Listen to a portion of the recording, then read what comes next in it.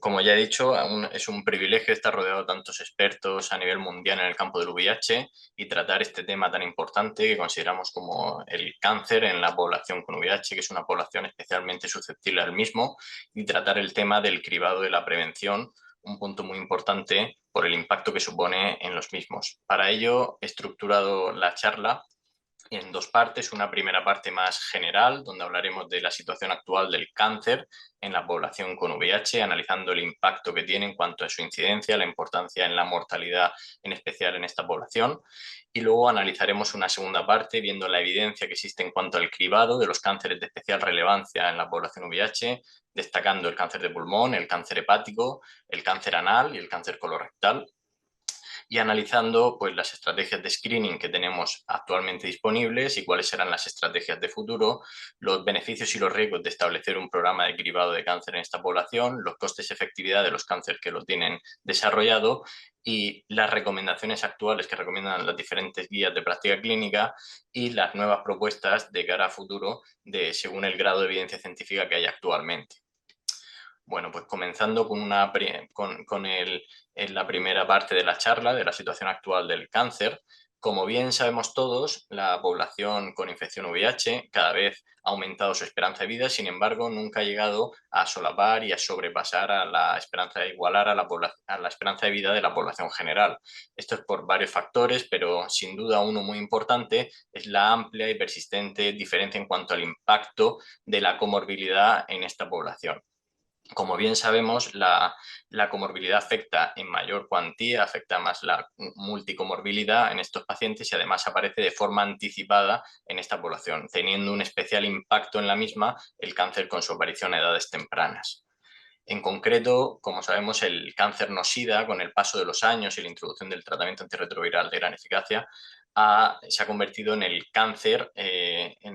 predominante, superando al cáncer definitorio de SIDA, y se ha convertido en la principal causa de muerte de estos pacientes, superando a la enfermedad cardiovascular y a otras causas de muerte como las infecciones asociadas a SIDA.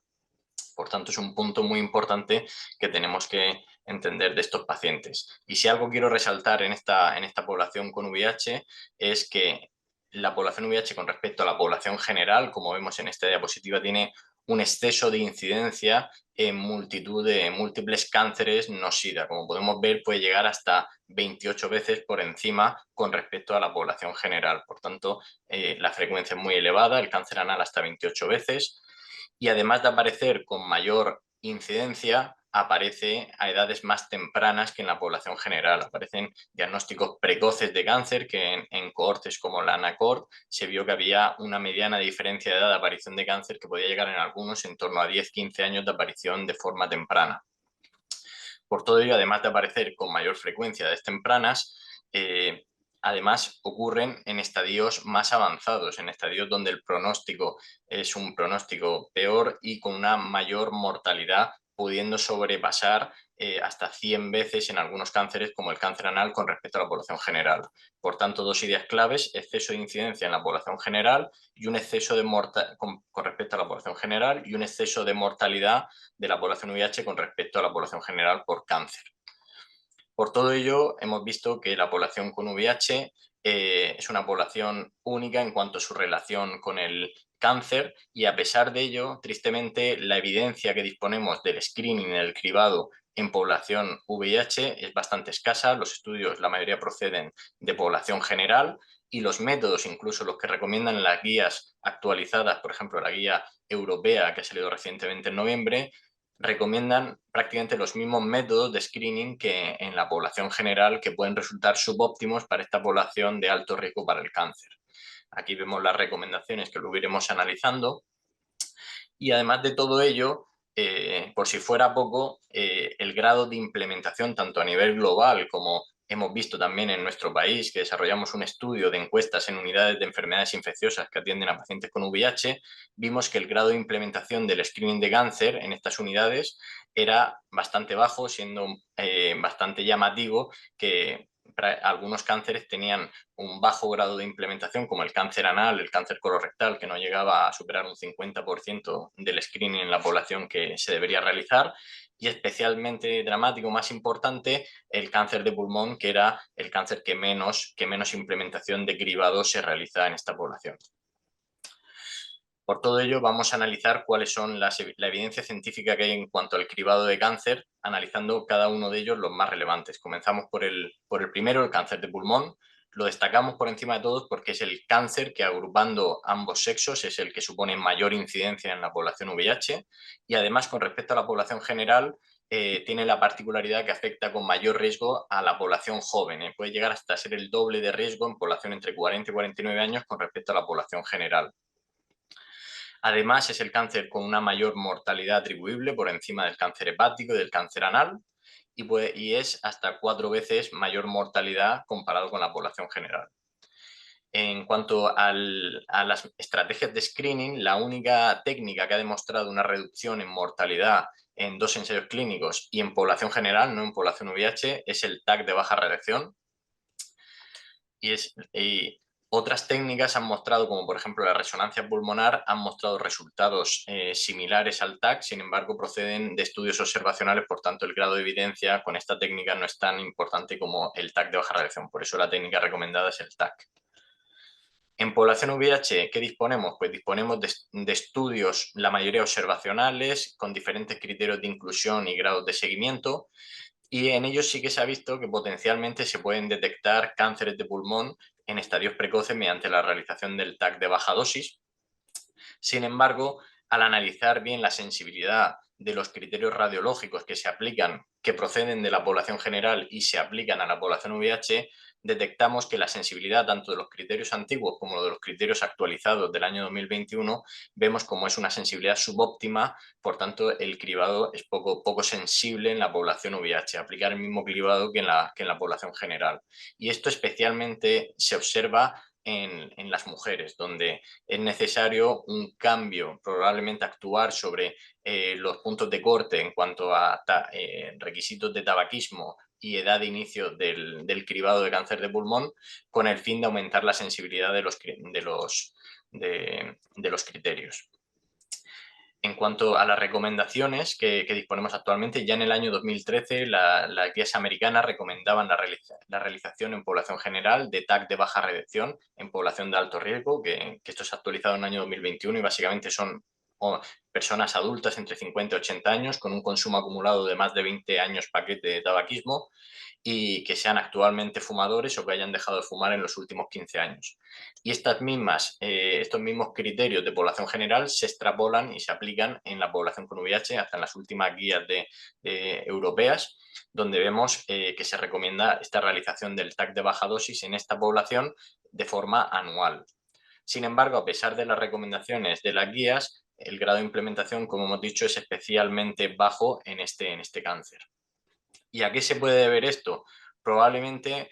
tradicionalmente, en este perfil de población se asumía que probablemente los pacientes con VIH iban a tener muchas lesiones residuales y dar lugar a falsos positivos, y la necesidad de realizar muchas pruebas innecesarias, dar lugar a sobrediagnósticos, incluso a cánceres inducidos por radiación. Sin embargo, ya hay estudios donde se ha visto que esto que se presuponía no se confirma en los estudios en población en VIH, donde la frecuencia de falsos positivos es similar al de la población general. Incluso en cuanto a coste-efectividad, aunque bien son modelos en población VIH, sí que se ha podido alcanzar el umbral de coste-efectividad con algunas características de pacientes con infección VIH. Nosotros desde nuestro grupo aquí en España estamos desarrollando un ensayo clínico multicéntrico en 23 centros de España, donde analizamos 2 estrategias. Una estrategia de un cribado ampliado según las recomendaciones actuales de los diferentes tipos de cáncer, donde incluimos el cáncer de pulmón con el TAC de baja radiación, frente al standard of care del cribado tradicional según las guías que se recomendaban en el año 2019 cuando se empezó el ensayo clínico. En cuanto al cáncer de pulmón, la experiencia que tuvimos en nuestro grupo fue que se realizó de forma adecuada en un gran porcentaje de pacientes, en torno a un 80% de los mismos, que un 13% tuvo lesiones positivas. Sin embargo, Esto que hablábamos de la necesidad de pruebas innecesarias, fueron pocas las pruebas que se realizaron de seguimiento, la mayoría fueron tags de control y solo una prueba fue invasiva y nos permitió, fue una biopsia de pulmón y nos permitió hacer un diagnóstico de un cáncer, un adenocarcinoma en un estadio inicial y poderle poner al paciente un tratamiento. Consideramos desde nuestro grupo que para intentar mejorar el screening del cáncer de pulmón, lo primero es desarrollar campañas para concienciarnos, tanto los profesionales como los pacientes, de la importancia de este cáncer en la población y que tenemos que cribarlo este y otros, pero sobre todo el cáncer de pulmón por las implicaciones que hemos dicho en mortalidad en esta población. Además de esto, creemos que el principal caballo de batalla actualmente es que los programas de screening estén incardinados dentro de la estructura asistencial sanitaria habitual del paciente con VIH, que las pruebas de screening de cáncer las realicemos los propios profesionales que nos dedicamos a la atención del paciente y que sean unas pruebas más de las pruebas que tenemos que hacer en el paciente VIH con el fin de que así el paciente se adhiera al programa de cribado y no dependa de factores externos o de otras unidades que le llamen para la realización del mismo. Como digo, este problema se está intentando atajar de diferentes maneras por el peligro, la poca adherencia a los programas de cribado de esta población. Algunos grupos han desarrollado un ensayo clínico donde evaluaban la oportunidad del uso de una herramienta de ayuda a la toma de decisiones donde se incorpore y se involucre al paciente con el fin de concienciarlo de los riesgos, de los beneficios del cáncer y con el fin de que el paciente obtenga un grado nivel de aceptabilidad y menor conflicto en cuanto a la toma de decisiones y se adhieran al fin y al cabo a este programa de cribado. Nosotros, al establecer el Impact Neo que se está llevando a cabo actualmente, el grado de adherencia que hemos tenido al incluirlo dentro de la estructura asistencial habitual del paciente VIH ha sido muy elevado. Globalmente, un 84% de los pacientes que había que hacer el screening se ha realizado y con un alto grado de satisfacción tanto de los profesionales sanitarios como de los pacientes, que probablemente podría ser factible la implementación en un sistema sanitario en vida real, en datos en vida real. Otro punto a favor de la mejora del screening es el desarrollo que se está realizando en diferentes biomarcadores que pueden anticipar años antes la aparición de un tumor sólido, como la presencia de autoanticuerpos frente a antígenos tumorales, biomarcadores en sangre, en aliento, en esputo, modelos de metabolómica sérica y test genéticos que están mostrando datos prometedores, pero actualmente el grado de evidencia científica no es suficiente como para aplicarlos en la práctica clínica. Y por último, sí que es importante adaptar, como hemos dicho antes, los criterios de cribado a la población con VIH específicamente, y especialmente en mujeres, donde hay que, de nuevo, evaluar estos puntos de corte, tanto de tabaquismo como de edad de inicio, y en general haríamos la recomendación de reducir el punto de corte de inicio del TAC de baja dosis a 40 años en vez de 50 años, como recomiendan las guías. El segundo cáncer que quería resaltar es el hepatocarcinoma, que tradicionalmente ha sido el segundo cáncer no-sida con mayor incidencia, que afectaba a pacientes VIH a edades menores y en estadios avanzados. Y que en los últimos años hemos visto una variación en la incidencia en población norteamericana, donde probablemente por el tratamiento de las hepatitis víricas y un descenso de las cirrosis secundarias, esta tendencia de la incidencia está bajando, pero no sabemos bien cómo se va a modificar en el futuro con probablemente la aparición de un incremento de cirrosis por esteatopatitis no alcohólica. Lo que sí que sabemos es que la mortalidad en la población VIH por cáncer de hígado es mucho mayor que en la población general, hasta 8 veces por encima, y que tenemos estrategias de screening que han demostrado una reducción de mortalidad, como es la ecografía abdominal en pacientes con hepatitis B, esto lo ha demostrado en un ensayo clínico, y en pacientes con cirrosis vírica se ha demostrado pues, mayores tasas de detección precoz, de tratamiento curativo y de supervivencia en estudios observacionales, siempre teniendo en cuenta las limitaciones de la baja sensibilidad de la ecografía y en concreto en la población VIH ha demostrado una menor capacidad de hacer diagnósticos en estadios iniciales y un mayor fallo en el screening empleando esta técnica, al igual que ocurre también con otro perfil de pacientes como la esteatopatitis no alcohólica, los pacientes con obesidad.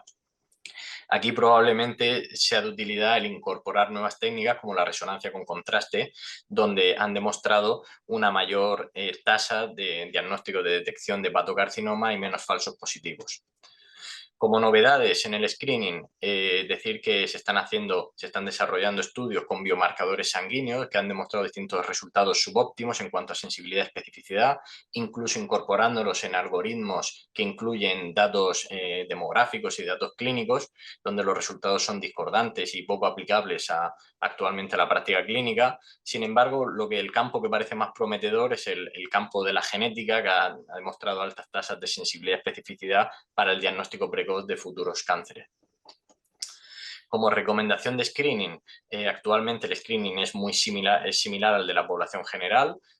Sería la realización de una ecografía cada 6 meses, junto con una alfa-fetoproteína, aunque no hay un consenso en cuanto a si añadir o no la alfa-fetoproteína, aunque sí que ha demostrado un aumento de la sensibilidad en combinación con ecografía en cuanto a diagnóstico de cánceres en estadio precoz, y se debería realizar a todos los pacientes con cirrosis y pacientes con hepatitis B que cumplan al menos un factor de riesgo como antecedente familiar de hepatocarcinoma, la etnia o una coinfección por hepatitis delta. Y la realidad es que el nivel de implementación de este screening también es bajo, al igual que ocurría con la mayoría de los cánceres, pero también en el hepatocarcinoma también es bajo en la población VIH.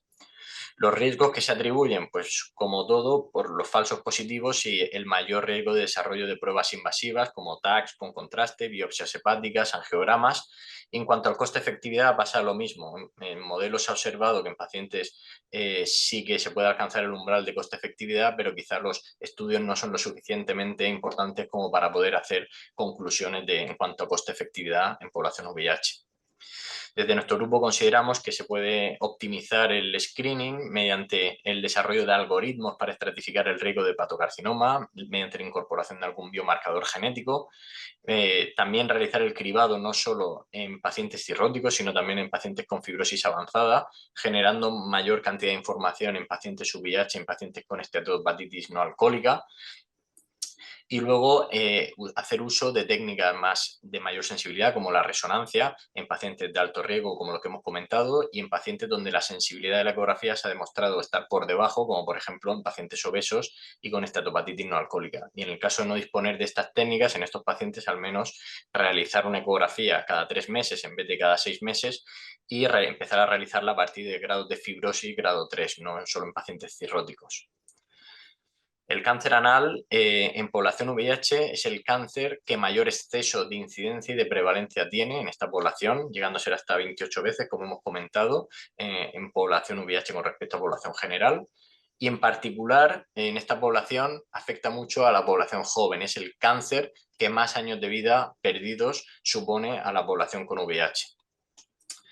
Es el único cáncer que toda la información que tenemos en cuanto al screening procede de pacientes con VIH, porque el ensayo clínico ANCHOR que todos conocemos ha cambiado la historia natural del cáncer anal, permitiendo que, gracias al tratamiento de lesiones de alto grado mediante anoscopia de alta resolución, se obtuvo una reducción del riesgo de progresión a cáncer de un 57% y se diagnosticaban los cánceres en estadios precoces, 2/3 partes de los mismos, con una escasa frecuencia de efectos adversos. Y hasta ahora el principal problema es en una población donde la tasa de incidencia de lesiones de alto grado es elevada, casi la mitad de los mismos, donde pocos progresan y otros van a regresar de forma espontáneamente, seleccionar qué pacientes son candidatos a las anoscopias de alta resolución, que estas tampoco hay mucho nivel de formación y no está implementada en todos los hospitales del mundo. Por tanto, la técnica que se utiliza actualmente es la citología, que se ha utilizado tradicionalmente, la citología anal, a pesar de su baja sensibilidad, como podemos ver en la tabla, pero se han estudiado otra serie de técnicas con el fin de intentar sustituir a la citología anal, pero ninguna ha demostrado un rendimiento global, ni las tinciones del P16,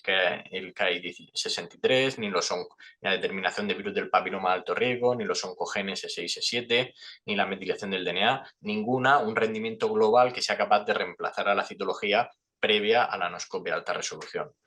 Por ello es importante también trabajar en qué factores son predictores de progresión a cáncer para determinar qué paciente es el de mayor riesgo. Y para ello ya sabemos algunos factores como la metilación del DNA, la presencia de condilomas anales, las cifras de CD4 bajas, los cocientes CD4, CD8 bajo y el diagnóstico previo de SIDA, que se ha visto como un factor importante que exponencialmente aumenta el riesgo de desarrollo de cáncer. Otro punto importante que estamos viendo que está en auge y está aumentando su incidencia en todo el mundo son las coinfecciones, las ITS. En nuestro grupo vimos que algunas coinfecciones como la Chlamydia trachomatis, también en asociación con el virus del papiloma 16, podía favorecer, estar asociado con un mayor riesgo de progresión a cáncer anal. Y en cuanto a las recomendaciones de screening, decir que actualmente no existe un consenso de cuál es el screening adecuado para realizar. Se recomienda en hombres que tienen sexo con hombres y mujeres trans a partir de los 35 años y mujeres y hombres que tienen sexo con mujeres y mujeres cis a partir de los 45 años. Y las técnicas es la realización de un examen digital rectal junto con una citología y un estudio de los virus del papiloma de alto riesgo. Y si alguna de estas dos últimas técnicas está alterada, la realización de una anoscopia de alta resolución. Decir que solo realizar la exploración digital anal únicamente es diagnóstico precoz, solo sirve para diagnosticar de forma precoz el cáncer invasivo cuando es a partir de los 3 milímetros, y que a pesar de las recomendaciones también de las guías, el grado de implementación de este cáncer también es especialmente bajo. Los riesgos que se atribuyen al cribado puede ser la ansiedad de los falsos positivos de las diferentes pruebas que realizamos para el screening y el malestar debido a la realización de la anoscopia y las complicaciones secundarias, aunque ya vimos en el ensayo clínico ANCHOR donde los eventos adversos eran bajos y sobre todo los eventos adversos de gravedad muy bajos. En cuanto a coste-efectividad, apenas hay estudios que que hayan evaluado bien estrategias de coste-efectividad de forma rigurosa, y como estrategias de mejora consideramos que se podrían desarrollar algoritmos basados incorporando datos clínicos junto con datos moleculares con el fin de poder predecir paciente que va a tener lesión de alto grado y también predecir la progresión de estas lesiones a cáncer. Y muy importante, viendo los resultados del ensayo clínico ANCHOR, es formar a profesionales para poder implementar en todos los hospitales la realización de anoscopias de alta resolución para el tratamiento de las lesiones de HSIL.